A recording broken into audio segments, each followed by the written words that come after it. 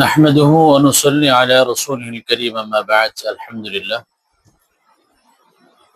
সম্মানিত বন্ধুগণ, আমাদের জীবন চলার পথে ব্যক্তিগতভাবে, পারিবারিকভাবে, কখনো অফিস আদালতের কাজে, কখনো ব্যবসায়িক কাজে আমাদের ঋণ নিতে হয় কারো কাছ থেকে। কখনো আমরা রাষ্ট্রের কাছ থেকে ঋণ নিই, কখনো আমরা ব্যক্তি পর্যায়ে ঋণ নিয়ে থাকি। আর ঋণ নেওয়া কোনো সমস্যা নয়। ঋণকে পরিশোধ করার ক্ষেত্রে অনেক সময় গড়ামসি হয়ে যায়, অনেক সময় আমরা ঋণ পরিশোধ করতে পারি না। যখনই ঋণটা পরিশোধ করতে না পারি, ঋণের পরিধি অনেক বেশি হয়ে যায়, তখন মানুষ টেনশন ফিল করে, মানুষ নানান ধরনের টেনশনে থাকে। সুতরাং ঋণের ব্যাপারে কোরআন হাদিস নিষিদ্ধ করে নেই। হাদিসের মধ্যে আরো মানুষকে ঋণ দেওয়ার ব্যাপারে, কোনো ব্যক্তির প্রয়োজনে ঋণ দেওয়ার ব্যাপারে উদ্গ্রীব উৎসাহ দেওয়া হয়েছে। হাদিসের মধ্যে এসেছে, নবী পাক সাল্লাল্লাহু আলাইহি ওয়াসাল্লাম বলছেন, সদকা দেওয়ার চেয়েও কোনো ব্যক্তিকে ঋণ দেওয়া, তার প্রয়োজনে তাকে সহযোগিতা করা, অর্থ দিয়ে হোক, কথা দিয়ে হোক, যে কোনো ভাবে হোক, সহযোগিতা করা সদকার চেয়ে 18 গুণ বেশি সওয়াব আল্লাহ তাআলা দান করে থাকেন।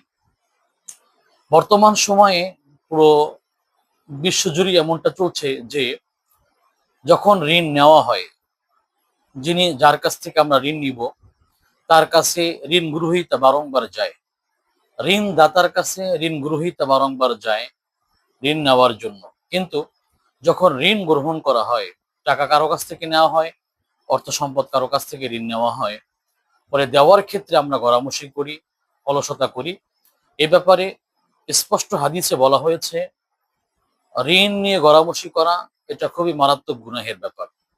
বুখারী শরীফের মধ্যে এসেছে, যদি কোনো ব্যক্তি ঋণ গ্রহণ করে, ঋণ নেয় কারো কাছ থেকে, ঋণ যখন সে যথাসময়ে, যথা টাইমে, যথার্থভাবে আদায় করে, সে হলো উত্তম ব্যক্তি।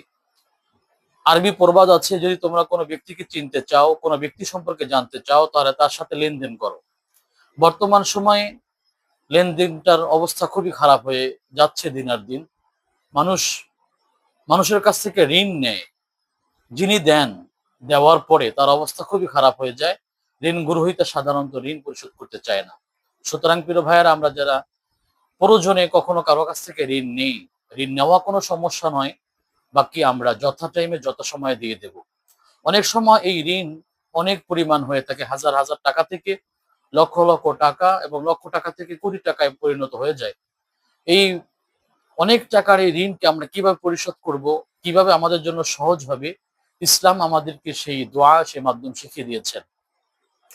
ইতিহাসে হাদিসের মধ্যে এসেছে, হযরতে আলী কার্রামাল্লাহু ওয়াজহা, তার একজন মোকাতাব গোলাম ছিল। মোকাতাব গোলাম বলা হয় কোনো ব্যক্তি নির্দিষ্ট টাইম নেয় যে আমি এই টাইমের ভিতরে এই পরিমাণ টাকা দিব বা অর্থ সম্পদ দিব, আমাকে এই টাইমের পরে টাকা পরিশোধ হয়ে গেলে ছেড়ে দিবে, তাকে মোকাতাব গোলাম বলা হয়। আরবে তখন এই চল বা প্রচলন ছিল। এই মোকাতাব গোলাম হযরত আলী রাদিয়াল্লাহু তাআলার কাছ থেকে চুক্তি নিয়েছিল যে এত টাইমের ভিতরে আমি তোমাকে ঋণ পরিশোধ করব, কিছু টাকা পরিশোধ করব, অর্থ সম্পদ দিব, দেওয়ার পরে তুমি আমাকে মুক্তি করে দিবে, অর্থাৎ আমাকে আজাদ করে দিবে।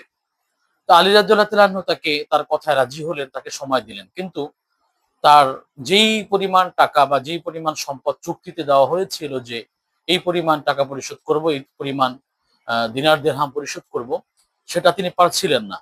তো আলী রাদিয়াল্লাহু তাআলার কাছে বললেন, আমি কিভাবে এটাকে পরিশোধ করতে পারি, কিভাবে আমার জন্য সহজ হয়, এমন কোন দোয়া আছে কিনা যার মাধ্যমে আমার জন্য সহজ হবে। তো আলী রাদিয়াল্লাহু তাআলা আনহু তাকে একটা দোয়া শিক্ষা দিলেন, যেটা হাদিসের কিতাবের মধ্যে এসেছে। দোয়াটি হলো, আল্লাহুম্মা কফিনি বিহালালিক আন হারামিক ওয়া আগনিনি বিফাদলিকা আম্মান সিওয়াক। এই দোয়াটা যদি কোনো ব্যক্তি পড়ে, তাহলে আল্লাহ তাআলা তার পাহাড় পরিমাণ যদি ঋণও থাকে, তার যদি শত টাকা, শত শত কোটি টাকাও ঋণ হয়ে থাকে, আল্লাহ তাআলা তার ঋণ পরিশোধ করার সহজ মাধ্যম ব্যবস্থাপনা করে দিবেন ইনশাআল্লাহ, এবং ঋণ পরিশোধ করার ব্যবস্থাপনা করে দিবেন। সুতরাং আমরা প্রত্যেকেই আমরা ঋণ নেওয়ার পরে পরিশোধ করার চেষ্টা করব। আমরা গড়ামসি করব না, এই করাটা খুবই জঘন্য এবং খারাপ একটি কাজ, এবং এটা কবিরা গুনাহ। আমরা যথার্থ চেষ্টা করবো ঋণ পরিশোধ করার। যদি না পারি আমরা সর্ব অবস্থায় আল্লাহ তাআলার কাছে দোয়া করব। আমরা ঋণ পরিশোধ করলেও দোয়া করব, না পারলেও দোয়া করব, কারণ এই দোয়ার মাধ্যমে ইনশাআল্লাহ আমাদের জীবনটা সহজ হবে এবং কারো কাছে হাত পাততে হবে না। এই মাধ্যম বা এই পন্থা আল্লাহ তাআলা সহজ করে দেবেন ইনশাআল্লাহ তাআলা।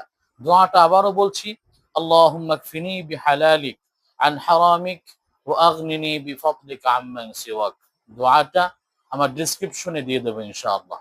আল্লাহ তাআলা আমাদের সকলকে ঋণ নেওয়ার পরে, যারা আমরা ঋণ নিব, ঋণ নেওয়ার পরে আল্লাহ তাআলা যথা টাইমে ঋণ পরিশোধ করার তৌফিক দান করুন এবং আল্লাহ তাআলা যেন কখনো কারো কাছে হাত পাততে না হয় সেই ব্যবস্থাপনা করে দেন। আল্লাহ তাআলা যেন আমাদের সকলকে স্বল্পতুষ্টিতে দান করেন এবং আল্লাহ তাআলা যেন আমাদের সকলকে সারা জীবন মৃত্যু পর্যন্ত কনাআত, স্বল্পতুষ্টিতা এবং কারো কাছে হাত পাততে না হয় সেই ব্যবস্থাপনা করে দিন। হালাল রিজিকের ব্যবস্থাপনা করে দিন। আমিন। এবং যাদের ঋণ হাজার কোটি টাকা, শত শত টাকা, হাজার হাজার টাকা ঋণ রয়েছে, আল্লাহ সকল ভাইকে ঋণ পরিশোধ করার তৌফিক দান করুন। আমিন। আসসালামু আলাইকুম ওয়া রাহমাতুল্লাহ।